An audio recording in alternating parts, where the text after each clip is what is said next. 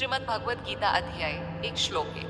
धर्मक्षेत्रे कुरुक्षेत्रे संवेता युयुत्सवः माम का पांडवाश्चैव किम कुर्वत संजय। धृतराष्ट्र ने कहा, हे संजय, धर्मभूमि और कर्म भूमि में युद्ध की इच्छा से एकत्र हुए मेरे पुत्रों और पांडु के पुत्रों ने क्या किया। कुरुक्षेत्र की रणभूमि में दोनों सेनाएं एक युद्ध के लिए तैयार होकर एकत्र हुई थी, जो अपरिहार्य था।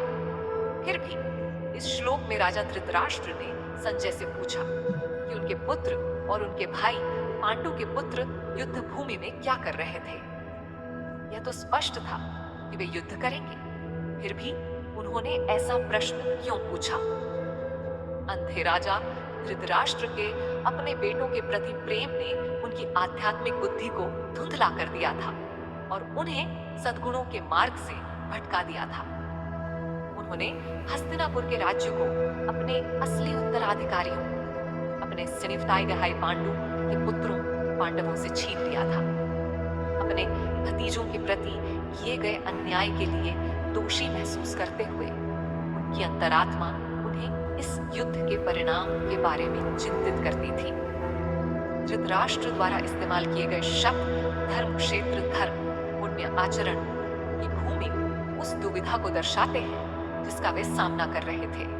शतपथ ब्राह्मण में कुरुक्षेत्र का वर्णन कुरुक्षेत्रम देव यज्ञम के रूप में किया गया है, जो अनुष्ठानों का विवरण देने वाली वैदिक पुस्तक है।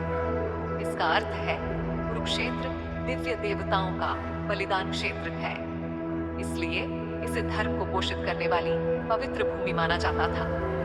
धृतराष्ट्र को डर था कि पवित्र भूमि उनके बेटों के मन को प्रभावित कर सकती है। अगर यह विवेक की क्षमता जगाती है तो वे अपने चचेरे भाइयों को मारने से दूर हो सकते हैं और युद्ध विराम के लिए बातचीत कर सकते हैं। शांतिपूर्ण समझौते का मतलब था कि पांडव उनके लिए बाधा बने रहेंगे।